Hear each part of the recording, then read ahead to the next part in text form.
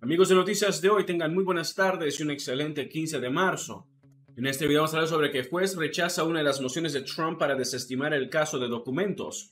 Si quieren apoyarnos, no olviden comentar, suscribirse, dejar su me gusta, compartir el video y darle clic en la campana de notificaciones para así no perder de ninguno de nuestros videos. Y recuerda que en el final de este tenemos una pequeña sección donde nosotros saludamos a ustedes, los que participan en el canal. Y si quieren ser mencionados o saludados, solo tienen que dejar un comentario. Sin más demoras, comenzamos. Juez rechaza una de las mociones de Trump para desestimar el caso de documentos. La jueza Aileen Cannon había expresado anteriormente su escepticismo respecto de las mociones. Un juez de distrito de Estados Unidos denegó la moción del expresidente Donald Trump para desestimar su caso de documentos federales clasificados basándose en una vaguedad inconstitucional. Una de las dos mociones, la otra es su protección bajo la ley de registros presidenciales, que sus abogados utilizaron para argumentar la desestimación del caso. En su fallo sobre la moción de vaguedad inconstitucional, la jueza Aileen Cannon dijo que si bien el argumento de Trump merecía una consideración seria, no quería decidir prematuramente las cuestiones planteadas por los abogados de Trump relacionados con la ley de espionaje.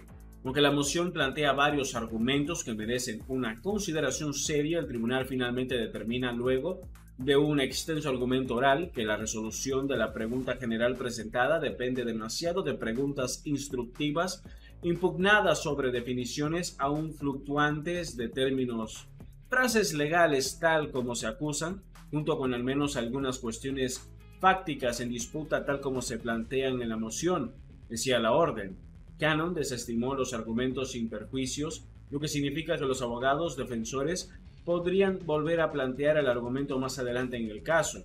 Aún ha emitido un fallo sobre la otra moción de Trump para desestimar que los abogados también argumentaron durante la audiencia de hoy.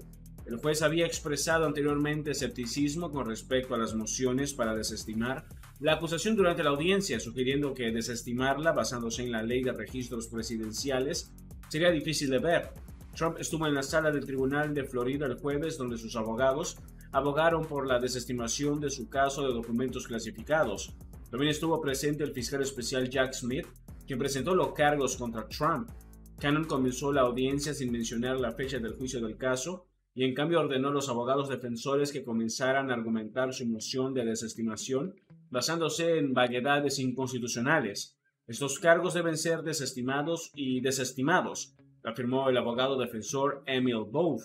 Both sugirió que Trump es víctima de un doble rasero en comparación con otros presidentes que supuestamente retuvieron información sensible mencionado directamente a la conducta de los presidentes Bill Clinton, Ronald Reagan y Joe Biden. Cannon respondió el argumento de la defensa con escepticismo. En un momento sugirió que la moción de la defensa era prematura y acribilló a Both con preguntas sobre definiciones e hipótesis de la conducta de Trump. ¿Cuándo deja de estar autorizado?, preguntó Cannon. El presidente Trump designó los registros como personales cuando los sacó de la Casa Blanca, dijo Both. ¿Cuál es su definición de autorizado?, Cannon preguntó más tarde. Pues, no tengo uno, y es por eso que el estatuto es inconstitucionalmente vago aplicado al presidente Trump, dijo Both. Al discutir la vaguedad inconstitucional, Cannon también dijo que era escéptica a la hora de desestimar el caso de documentos clasificados de Trump con esa moción y describió la solicitud como un paso bastante extraordinario. Está justificado aquí, dijo Both. En un momento, Cannon preguntó al fiscal especial Jay Bratt si algún funcionario de alto rango, incluido un presidente o un vicepresidente, había sido acusado de mal manejo de documentos clasificados. Nunca hubo una situación remotamente similar a esta, dijo Bratt. Cannon también preguntó a Bratt si estaba familiarizado con casos en los que se procesaba a personas que ya no tenían autorización. He tenido una autorización Q durante 15 años, puedo ver documentos clasificados en un SCIF, no puedo llevarlos a casa y dejarlos en mi sótano, dijo Bratt. En su argumento, Bratt argumentó que los documentos en cuestión no fueron creados por Trump, sino que son documentos que fueron proporcionados al expresidente en sesiones informativas clasificadas. Pasando a la ley de registros presidenciales, Cannon sugirió que desestimar la acusación basándose en esa moción sería difícil de ver. El abogado defensor Todd Blanche argumentó que Trump tenía la autoridad para designar sus registros como personales en lugar de presidenciales antes de retirar documentos de la Casa Blanca. Según Blanche, Las acciones de Trump se alinearon con el enfoque de larga data adoptado por presidentes anteriores. Los presidentes desde George Washington han tomado materiales de la Casa Blanca, dijo Blanche, argumentando que los archivos nacionales carecen de autoridad para cuestionar la determinación de Trump sobre los registros presidenciales y personales. La única vez que el gobierno ha adoptado una posición diferente fue con el presidente Trump, punto, dijo Blanche. Sin embargo, Cannon respondió sugiriendo en dos ocasiones distintas que el argumento no merecía ser desestimado y dijo que el argumento de Blanche sería más adecuado en un juicio que en una moción de desestimación. No veo cómo algo de eso conduzca a una desestimación de la acusación, dijo Cannon. Cannon concluyó la audiencia el jueves diciendo que tomaría las mociones bajo consideración. Me pronunciaré sobre ello con prontitud, afirmó. Cannon había programado la audiencia en Fort Pierce, Florida, para considerar dos de las mociones de Trump, para desestimar el caso basándose en lo que los abogados de Trump afirman es el uso inconstitucionalmente vago por parte de Smith de la ley de espionaje y su aplicación de la ley de registros presidenciales. En respuesta, Smith había argumentado que las mociones del expresidente para desestimar el caso son otro ejemplo más de que Trump cree que está por encima de la ley. Las afirmaciones de Trump se basan en tres errores fundamentales, todos los cuales reflejan su opinión de que como expresidente las leyes y principios de responsabilidad de la nación que gobiernan a todos los demás ciudadanos nos aplican a él, escribieron los fiscales en un documento en respuesta a la moción de Trump de expedir con base en la ley de registro presidencial.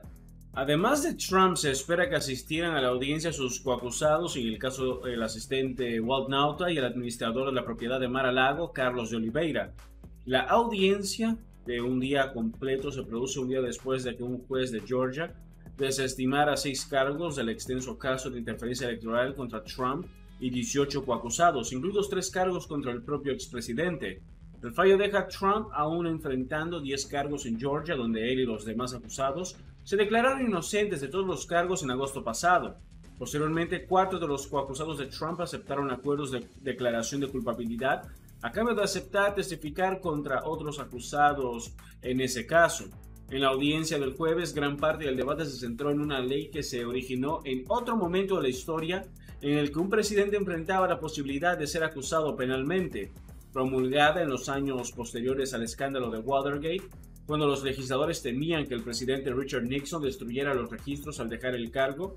La ley de registros presidenciales de 1978 rige la propiedad y preservación de los registros presidenciales. Los abogados de Trump han argumentado que la ley confirió a Trump el poder de designar los documentos en cuestión como personales, lo que hace que su retención de los documentos en su propiedad de Mar-a-Lago sea legal. El presidente Trump todavía era presidente de Estados Unidos cuando, por ejemplo, muchos de los documentos en cuestión fueron empaquetados, presumiblemente por la GSA, transportados y entregados a Mar-a-Lago, decía un documento de los abogados de Trump. Los abogados defensores también han argumentado que la ley no permite cargos penales y que Trump tenía la última palabra sobre el manejo de los registros presidenciales en lugar de los funcionarios de los archivos nacionales, donde se almacenan los registros presidenciales una vez que el presidente deja el cargo. El DOJ y la NARA han adoptado esta posición con respecto a los funcionarios del gobierno cuyo apellido no es Trump, decía el documento sobre el Departamento de Justicia y la Administración Nacional de Archivos y Registros. Smith, en su presentación, ha respondido a este argumento escribiendo que los registros en el centro del caso son sin duda registros presidenciales, no registros personales de Trump, y que el expresidente está tratando de argumentar que la ley no se aplica a él. Incluso si la serie de documentos altamente clasificados que Trump llevó de la Casa Blanca a Mar-a-Lago fueran de alguna manera categorizados como personales bajo la PRA, eso no haría que su retención de esos documentos fuera autorizada, escribió Smith. Los abogados defensores también han argumentado que la parte de la ley de espionaje relacionada con la retención de materiales de defensa es inconstitucionalmente vaga cuando se aplica al expresidente Trump, al caracterizar la sección de la ley en cuestión como la más confusa y compleja de todas las leyes federales de espionaje. Los abogados defensores escribieron que acusar a Trump de la ley viola los principios del debido proceso y las preocupaciones de separación de poderes que animan la doctrina de la vaguedad, citando partes del informe del fiscal especial Robert Hur sobre la retención de documentos clasificados por parte del presidente Biden, por la cual Biden no fue acusado. Argumentaron que penalizar a Trump por retener documentos equivale a un enjuiciamiento selectivo y vengativo. Hay demasiada indeterminación en torno al significado de posesión autorizada con respecto al presidente Trump y los tipos de documentos en cuestión, dice el documento. Los fiscales respondieron argumentando que el estatuto es perfectamente claro y que Trump debería haberlo sabido, dada su posición anterior como comandante en jefe. Los intentos de Trump de retrasar y obstruir la investigación también son señales reveladoras de que estaba violando la ley, dijeron los fiscales. Las prohibiciones del estatuto son claras, dice el documento, y como expresidente Trump no podía haber dejado de comprender la importancia primordial de proteger los secretos militares y de seguridad nacional de la nación, incluidas las obligaciones de no tomar posesión no autorizada o retener intencionalmente información de defensa nacional. Actualmente el juicio en sí está programado para comenzar a mediados de mayo, pero a principios de este mes el juez Cannon celebró una audiencia para escuchar los argumentos sobre el traslado del juicio a una nueva fecha posterior. El equipo de Smith propuso el 8 de julio como nueva fecha, mientras que los abogados de Trump argumentaron que el juicio debería tener lugar después de las elecciones presidenciales del 2024. Cannon no emitió ningún fallo ni realizó ningún cambio formal en la programación con respecto a la fecha de inicio del juicio, que todavía está programado para el 20 de mayo. Queda mucho trabajo por hacer en la fase previa al juicio de este caso, dijo el juez. No está claro si Cannon abordará la fecha del juicio en la audiencia del jueves, ya que el calendario legal de Trump continúa llenándose. Está previsto que el expresidente vaya a juicio en Nueva York el 25 de marzo, acusado de falsificar registros comerciales en relación con un pago de silencio a la actriz de cine para adultos Stormy Daniels. Antes de las elecciones del 2016, han negado todas las irregularidades. Y antes de finalizar, aquí están los saludos. Un saludo a Logan Brown 2190 y a Pennsylvania. Muchas gracias por participar en el canal, tengan muy buenas tardes y hasta la próxima. Eso es todo por ahora. No olviden comentar y suscribirse. Hasta el próximo video.